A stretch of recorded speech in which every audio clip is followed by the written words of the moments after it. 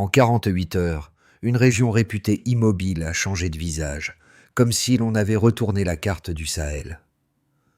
Sous l'impulsion d'Ibrahim Traoré, le Burkina Faso a rompu avec des décennies de dépendance silencieuse, en assumant seul une offensive que beaucoup pensaient impossible.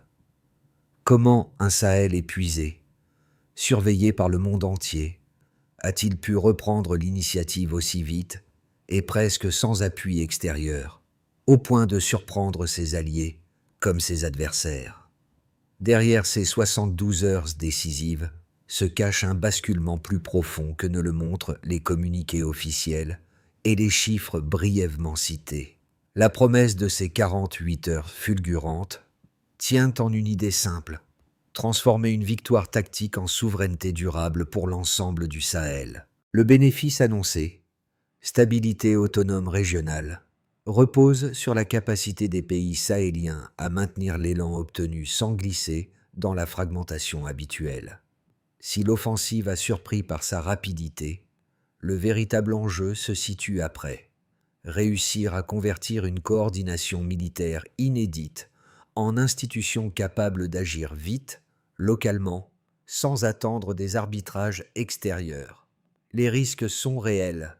Un relâchement post-victoire pourrait dissoudre l'unité, ouvrir des brèches dans la sécurité frontalière et ramener les anciennes dépendances technico-stratégiques. Mais s'ils parviennent à conserver leurs réseaux locaux, leurs systèmes autonomes et la cohésion interarmée, alors l'expérience des dernières heures pourrait devenir le socle d'un modèle inédit, pensé au Sahel et pour le Sahel. Une question essentielle surgit. Et si la véritable bataille commençait seulement maintenant, loin des drones et des cartes d'état-major? Les premières heures de l'offensive ont révélé un élément que beaucoup avaient sous-estimé: la réduction spectaculaire du temps de décision, passé de plusieurs jours à quelques dizaines de minutes. Ce détail, apparemment technique, a été le levier qui a permis à Ibrahim Traoré de renverser le rapport de force plus vite que ne l'anticipaient même les services régionaux. Pour comprendre ce basculement, il faut revenir à la manière dont le Burkina Faso et ses alliés sahéliens ont patiemment construit un écosystème autonome, loin des circuits traditionnels. Depuis des mois, des ingénieurs locaux testaient des réseaux chiffrés, installaient des relais hors des infrastructures internationales et validaient des drones montés à Niamey ou Ouagadougou. Ce travail de l'ombre ne visait pas seulement la performance technique, mais surtout l'indépendance. Dans une région historiquement dépendante des appuis extérieurs, cette autonomie représentait une rupture profonde. En parallèle, un autre facteur a joué: l'usure politique. La lassitude face aux promesses non tenues des puissances étrangères a nourri une volonté collective de reprendre la main. Les armées du Burkina Faso, du Mali et du Niger, pourtant souvent perçues comme fragmentées, ont trouvé dans cette dynamique un point de ralliement inédit. L'idée n'était plus de survivre en attendant l'aide extérieure, mais de s'organiser, d'improviser localement, de décider sans retard bureaucratique. Ce climat a permis à l'offensive de se déployer sans les inerties habituelles. Les drones locaux ont fourni un flux constant d'images, les réseaux sécurisés ont transmis les ordres en quelques secondes, et les unités terrestres ont avancé en fonction d'informations recueillies sur place, sans attendre des validations lointaines. Ce système, bien que jeune, a fonctionné comme un bloc soudé. Ainsi, le triomphe des 48 heures n'est pas né d'un miracle tactique, mais de la convergence entre préparation technique, cohésion régionale et leadership assumé par Ibrahim Traoré, dans un moment où la région refusait de demeurer spectatrice de son propre destin. Au cœur de cette dynamique nouvelle, un personnage s'est imposé comme fil conducteur: Ibrahim Traoré, dont le rôle a dépassé la simple direction militaire. Son apport n'a pas seulement été stratégique. Il a servi de pivot autour duquel les équipes techniques, les commandements locaux et les réseaux communautaires ont pu s'aligner pour agir vite. Le premier micro-case provient d'un poste avancé près de la frontière nigérienne. Quelques jours avant l'offensive, des techniciens sahéliens y avaient testé un module expérimental de communication locale, conçu pour fonctionner sans satellite. L'essai, jugé anecdotique par certains officiers extérieurs, s'est révélé décisif.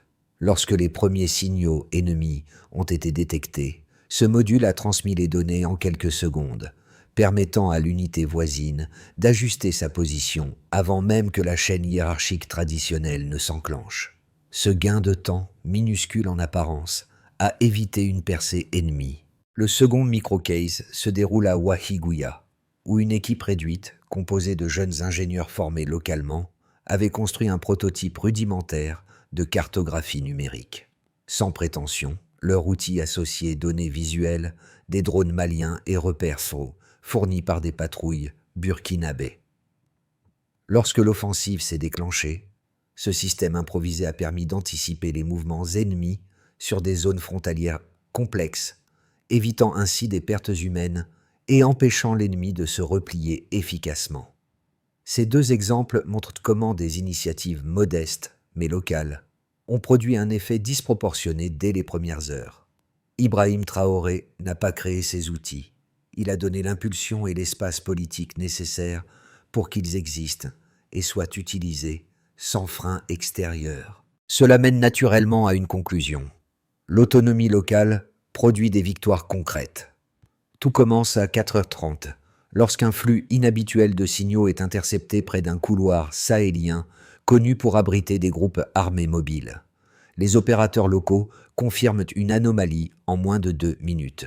Ibrahim Traoré, alerté par une ligne sécurisée interne, demande une vérification croisée. Les drones sahéliens, déjà en veille opérationnelle, décollent à 4h37, transmettant des images en continu. Une mobilisation silencieuse, rapide, presque chirurgicale. Les premières confirmations tombent. Des convois ennemis avancent en formation dispersée. Pas d'attente, pas de consultation extérieure. L'ordre d'activation est donné. À 5h, les batteries burkinabé SR5 ouvrent le feu. 3 salves millimétrées. La première détruit les motos ennemies, supprimant leur avantage de mobilité. La deuxième frappe les dépôts de carburant, provoquant un arrêt net de leur logistique. La troisième pulvérise les tentes de commandement, empêchant toute coordination. La progression ennemie est stoppée en moins d'un quart d'heure. Au sol, les unités burkinabé avancent en formation serrée. Les Maliens couvrent le flanc ouest. Les Nigériens verrouillent les axes de fuite. Les drones maliens transmettent une cartographie en temps réel, une séquence parfaitement synchronisée, sans qu'aucune puissance extérieure n'intervienne. Les groupes armés tentent un repli, mais les transmissions locales, intactes, permettent d'anticiper chaque mouvement. La dynamique du champ de bataille bascule définitivement. En seulement 48 heures, plus de 120 positions ennemies sont neutralisées. Le Sahel n'avait jamais vu une telle vitesse d'exécution. Tindiband devient un marqueur historique. L'instant où une coalition locale a démontré qu'elle pouvait tout faire, détecter, cibler, coordonner, frapper, sans dépendre d'aucun système importé. La victoire tactique crée une onde de choc immédiate. Dans les villages proches, les radios locales diffusent les premières confirmations d'autonomie retrouvée. Les forces sahéliennes constatent qu'elles peuvent maintenir la pression sans aide extérieure. Les ministères à Ouaga, Bamako et Niamey reçoivent des rapports concis, cohérents, produits uniquement à partir de données régionales. Mais l'après-coup va au-delà des chiffres. Les populations déplacées commencent à revenir. Les frontières, autrefois poreuses, sont mieux surveillées. L'AES renforce ses mécanismes internes. Et surtout, la victoire confirme ce que certains espéraient depuis longtemps. Avec de la préparation et une volonté politique ferme, un succès local peut renverser une inertie géopolitique. Pour Ibrahim Traoré, ce moment représente une validation stratégique. Pour le Sahel, une nouvelle page. La phase suivante repose sur un élément central. Transformer une victoire rapide en preuve mesurable. Sous l'impulsion d'Ibrahim Traoré, l'état-major sahélien compile 3 indicateurs clés pour comprendre l'ampleur réelle de l'opération. L'objectif n'est pas l'effet d'annonce, mais la démonstration d'une autonomie capable de résister à l'analyse froide. Un premier indicateur se dégage. 72 heures. En 3 jours, l'offensive a non seulement neutralisé les mouvements ennemis, mais elle a inversé la dynamique militaire. Ce temps d'exécution, impossible quelques mois plus tôt, découle directement de l'amélioration des réseaux chiffrés et de la réduction du cycle décisionnel. Là où l'attente des validations étrangères imposait autrefois des lenteurs, les équipes locales ont fait circuler l'information en continu. Ce chiffre résume l'idée d'un Sahel qui cesse d'attendre et choisit d'agir. Un second indicateur apparaît. Moins de 3% de pertes civiles. Un taux extrêmement bas pour une opération menée simultanément sur plusieurs axes. Les frappes ont été calibrées grâce aux drones assemblés localement, capables de fournir des images en temps réel sans compression ni retard. Le ciblage a reposé sur une série de validations croisant données humaines et données numériques. Cette maîtrise contraste avec les opérations internationales, souvent moins adaptées aux réalités du terrain. Un troisième élément se révèle. Plus de 120 positions ennemies neutralisées. Ce volume démontre l'ampleur réelle de la synchronisation interarmée. Chaque position détruite a été confirmée par au moins 2 sources internes. Drone malien, unité au sol burkinabé, relais nigérien. Cette multiplicité entièrement locale marque une rupture totale avec les schémas précédents. Ces 3 chiffres, mis ensemble, composent un récit inédit, celui d'une région longtemps perçue comme dépendante, désormais capable d'opérer et de documenter sa propre victoire. Le plus important n'est pas la performance militaire brute, mais la fiabilité des infrastructures ayant permis ces résultats. Elles proviennent du Sahel, soutenues par des équipes sahéliennes, intégrées dans une méthode sahélienne. Pour les analystes extérieurs, cela bouleverse la lecture traditionnelle du rapport de force. La région ne se contente plus de défendre, elle produit ses propres normes d'efficacité. Et pour Ibrahim Traoré, ces métriques fonctionnent comme des preuves tangibles que le modèle technique et politique qu'il défend peut tenir debout, sans supervision internationale. 2 critiques principales sont souvent avancées pour relativiser l'offensive sahélienne d'octobre 2025. Elles semblent solides à première vue, structurées, parfois même convaincantes. L'exercice du Stillman consiste à leur accorder toutes leurs forces avant d'examiner ce que disent réellement les faits. Un premier point avancé est le suivant. La militarisation excessive. Selon certains analystes extérieurs, la démonstration de force effectuée par les armées sahéliennes aurait créé un précédent dangereux. Le Sahel, déjà fragilisé par des années de conflits asymétriques, ne pourrait supporter durablement une stratégie centrée sur l'extension de la puissance militaire. Il souligne que toute montée en puissance comporte un coût politique, un risque d'autoritarisme accru, ainsi qu'une possible marginalisation des populations civiles si la structure de commandement devient trop verticale. Un second point souvent évoqué est la fragilité de l'unité régionale. Pour d'autres, l'alliance entre le Burkina Faso, le Mali et le Niger n'a été qu'une parenthèse. L'opération réussie masquerait à peine les tensions internes, les divergences politiques et les défis logistiques propres à chaque pays. Selon eux, une coalition aussi récente ne peut maintenir un niveau de coordination aussi élevé, surtout lorsque les pressions extérieures et les enjeux internes s'intensifient. Ces critiques paraissent cohérentes, mais elles reposent sur une lecture partielle du contexte. Les faits issus de l'opération montrent exactement l'inverse. La coordination n'a pas été improvisée, mais patiemment construite à travers des réseaux techniques locaux, des relais autonomes et des mois de synchronisation interarmée. L'argument de la militarisation s'effrite également lorsqu'on observe la précision des frappes et le taux exceptionnellement bas de pertes civiles. La logique du risque structurel ne tient pas face à la réalité documentée sur le terrain. La coalition a fonctionné, non pas par contrainte ou par façade politique, mais par convergence d'intérêts, discipline opérationnelle et volonté de redéfinir sa souveraineté. En bref, les critiques sont sérieuses, mais les faits sont plus solides. Ce n'est pas une frappe ni une percée militaire, mais un glissement silencieux. Les populations sahéliennes commencent à percevoir l'offensive non comme une opération d'État, mais comme une action menée par elles et pour elles. Dans plusieurs villages du nord du Burkina Faso, les radios locales, longtemps réduites au silence, se remettent à émettre, relayant des informations produites uniquement par les équipes sahéliennes. Cette circulation autonome change la nature même du conflit. À ce stade, les premières victoires tactiques laissent point de place à un mouvement social plus profond. Les habitants comprennent que la coordination entre les armées du Burkina Faso, du Mali et du Niger ne dépend plus d'un regard extérieur. Ils voient des drones construits localement, des réseaux chiffrés installés sur le terrain, des unités qui décident en temps réel. Cette prise de conscience modifie les attentes, les discours, l'énergie collective. Pour Ibrahim Traoré, ce moment marque un pivot psychologique. La région cesse d'être spectatrice. Le pouvoir de décision ne vient plus d'ailleurs. Il circule sur place, ancré dans la réalité sahélienne. Et cette bascule sociale donne à l'offensive une profondeur que les simples communiqués militaires ne pouvaient anticiper.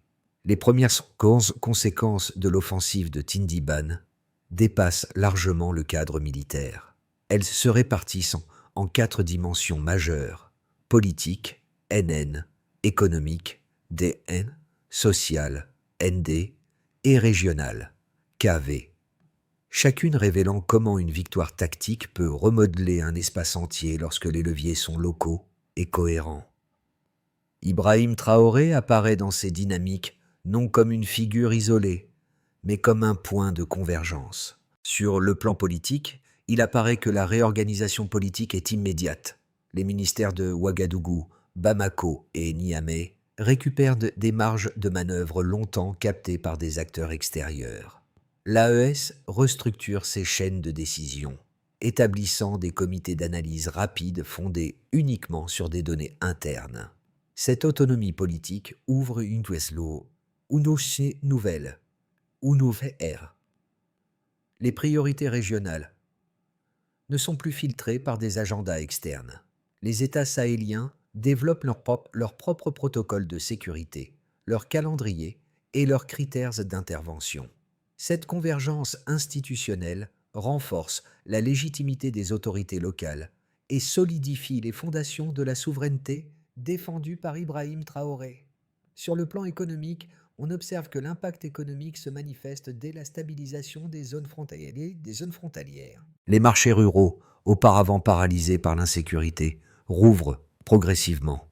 Les petites coopératives locales remontent leur chaîne de distribution.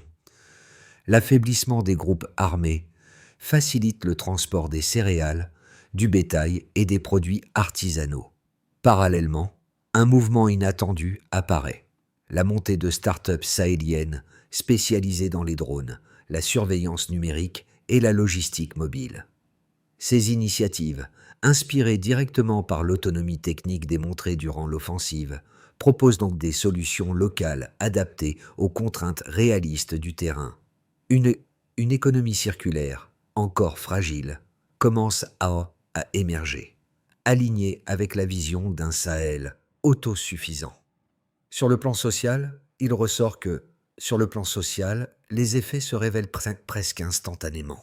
Les déplacés, longtemps bloqués à des kilomètres de leur village, entament un retour progressif. Les écoles rouvrent dans des localités isolées grâce à des mesures de sécurisation rapides. Les radios communautaires, redevenues actives, diffusent de nouveaux programmes, informations locales, consignes pratiques, redémarrage des services essentiels. La fierté retrouvée nourrit un sentiment de cohésion rarement observé ces dernières années. L'idée que le Sahel décide pour le Sahel transforme les discussions dans les maisons, les marchés, les campements. La victoire militaire se convertit en mouvement social, soutenu discrètement mais durablement par l'impulsion donnée par Ibrahim Traoré. Sur le plan régional, il se dégage que, au-delà des frontières, l'offensive redéfinit l'équilibre sahélien. L'alignement stratégique entre le Burkina Faso, le Mali et le Niger prouve qu'une coopération régionale peut fonctionner sans supervision extérieure. Le Conseil de sécurité sahélien, basé à Niamey, devient un organe opérationnel plutôt que consultatif. Les flux d'informations circulent plus vite entre les États membres que vers les acteurs internationaux. Cette dynamique crée un précédent rare sur le continent, un bloc régional autonome, capable de prendre des décisions stratégiques avec ses propres outils. L'effet d'entraînement pourrait dépasser le Sahel si l'élan est maintenu. Pour Ibrahim Traoré, c'est une validation géopolitique majeure. À l'horizon des 6 à 12 prochains mois, 3 trajectoires crédibles émergent, chacune dépendant de la cohésion interne de l'AES, de la résilience technologique locale et de la capacité des États sahéliens à maintenir l'élan né de Tindiban. Ces scénarios ne prédisent pas l'avenir. Ils offrent des cadres pour comprendre ce qui pourrait se jouer si les dynamiques actuelles se prolongent ou se renversent. Dans une projection réaliste. Dans la trajectoire la plus vraisemblable, l'AES maintient sa fonctionnalité actuelle.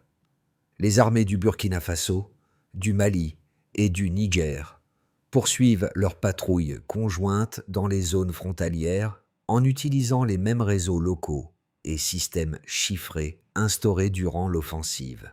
Le modèle des drones assemblés sur place se stabilise, soutenu par une production modeste mais régulière. Économiquement, les marchés ruraux continuent de se redresser, mais l'élan reste fragile. Un incident majeur ou une rupture logistique suffirait à ralentir la progression. Politiquement, les États membres renforcent leur coopération sans aller jusqu'à une intégration profonde. La souveraineté progresse, mais de manière prudente. Si l'on envisage une évolution favorable, dans cette version, la réussite de Tindiban inspire une dynamique continentale. Plusieurs pays africains observent et adoptent les outils sahéliens. Drones simples, relais radio locaux, cartographie hybride. Les sanctions internationales se dessertent partiellement sous la pression de partenaires régionaux. Les startups techniques du Sahel gagnent en stature et bénéficient d'investissements sud-sud, créant un écosystème capable de produire des solutions résilientes à bas coût. L'unité politique s'approfondit. L'AES adopte des protocoles communs, coordonne ses formations militaires et met en place un fonds de reconstruction autonome. La région devient un laboratoire africain de souveraineté technologique. Si l'on considère une tournure plus difficile ici, la cohésion se fissure. Les divergences politiques ressurgissent entre Niamey, Ouagadougou et Bamako, chacune confrontée à ses propres crises internes. Les pressions internationales s'intensifient, freinant l'accès aux matériaux nécessaires pour maintenir les réseaux locaux.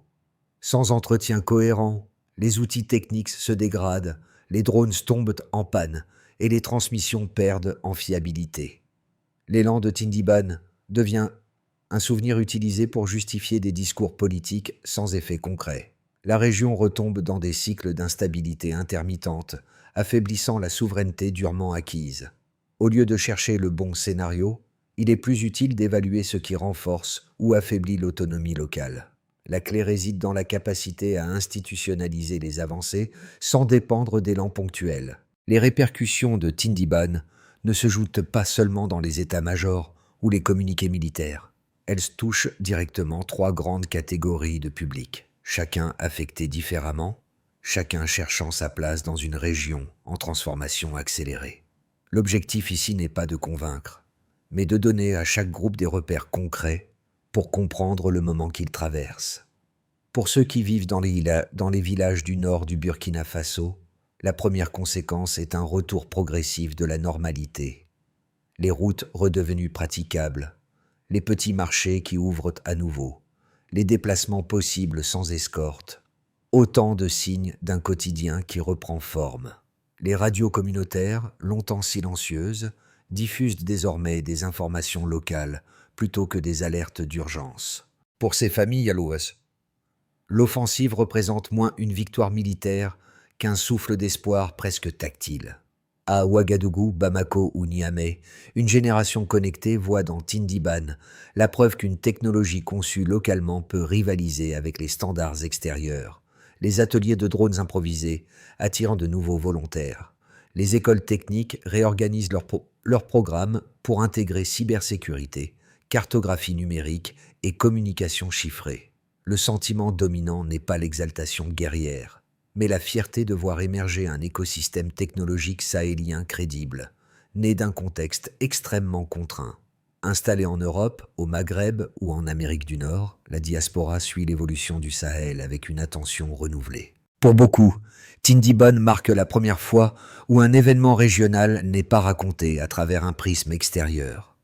Les réseaux sociaux diasporiques s'emparent du sujet, relayant des analyses locales plutôt que des perspectives internationales. Cette réappropriation narrative modifie profondément le rapport à l'identité sahélienne et renforce le sentiment d'appartenance transnationale. Pour transformer l'élan de Tindiban en stabilité durable, il faut une feuille de route claire, ancrée dans des actions mesurables. Ibrahim Traoré, tout en soutenant la coordination régionale, insiste sur une approche progressive où chaque étape renforce l'autonomie sans créer de dépendance nouvelle.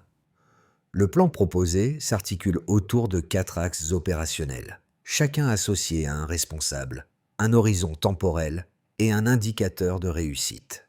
Qui, étagé-major du Burkina Faso, du Mali et du Niger. Action. Créer 3 académies conjointes dédiées aux communications sécurisées, aux drones locaux et à la planification interarmée. Quand? Déploiement initial sous 6 mois. Mesure. Nombre d'officiers formés, plus autonomie technique documentée sur les exercices régionaux. Qui? Ministère du Commerce et des Infrastructures. Action. Relancer 5 corridors ruraux sécurisés et développer des hubs logistiques gérés localement. Quand? Mise en service progressive entre 3 et 9 mois. Mesure. Volume des échanges locaux, plus réduction des ruptures d'approvisionnement. Qui? Gouverneurs régionaux et comités communautaires. Action.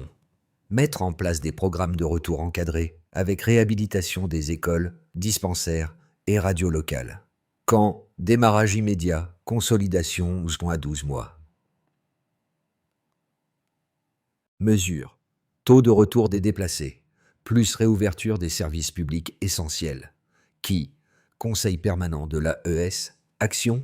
Harmoniser les doctrines opérationnelles et créer une cellule diplomatique sahélienne indépendante. Quand? Première phase d'ici 6 mois.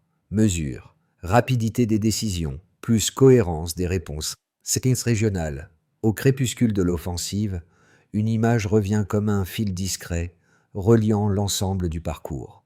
Ces petits modules de communication artisanaux, testés presque en secret dans un poste avancé, que beaucoup considéraient comme de simples bricolages techniques. Ils avaient pourtant ouvert la voie. En les revoyant aujourd'hui, on comprend que leur rôle dépassait la technique. Ils symbolisaient une autonomie en train de naître, fragile mais déterminée. C'est précisément ce souvenir que l'on retrouve dans la scène finale, lorsque Ibrahim Traoré s'arrête un instant à Tindiban, là où tout s'est joué. Sans discours, il observe le terrain encore marqué par les combats, puis pose brièvement la main sur le sol. Ce geste simple renvoie à ces ingénieurs anonymes, à ces équipes locales qui avaient dû travailler dans l'ombre bien avant que la victoire n'apparaisse possible. Le sable, les ruines, les antennes improvisées. Tout semble rappeler que la force du Sahel n'a jamais reposé sur la puissance brute, mais sur la capacité à transformer de petites ressources en leviers décisifs. Le motif de P4, ces outils modestes devenus essentiels, revient alors comme une réponse silencieuse. Parfois, les victoires naissent d'un détail qu'on ne regardait plus. La souveraineté commence souvent là où personne ne regarde. L'histoire de Tindiban ne s'arrête pas. Aux cartes militaires, ni aux bilans officiels. Elle continue dans les villages où les radios se rallument, dans les écoles qui rouvrent, dans les marchés qui reprennent vie. Ce sont ces gestes quotidiens, presque invisibles, qui donnent un sens durable à la souveraineté retrouvée. Le Sahel n'avance pas par grande rupture, mais par une accumulation de décisions locales, prises par des personnes qui choisissent de ne plus subir. La reconstruction qui s'engage maintenant dépendra moins des victoires spectaculaires que de la capacité collective à maintenir ce mouvement de fond. Chacun, où qu'il se trouve, peut contribuer à cette dynamique, soutenir des initiatives locales, suivre de près les évolutions régionales, relayer des informations fiables ou simplement prêter attention à ce qui se construit sur le terrain. Le symbole de Tindiba n'est pas un triomphe figé, c'est une invitation à participer, à regarder autrement, à s'engager sans bruit mais avec constance. À votre avis, quelle forme pourrait prendre la prochaine étape de cette autonomie sahélienne ?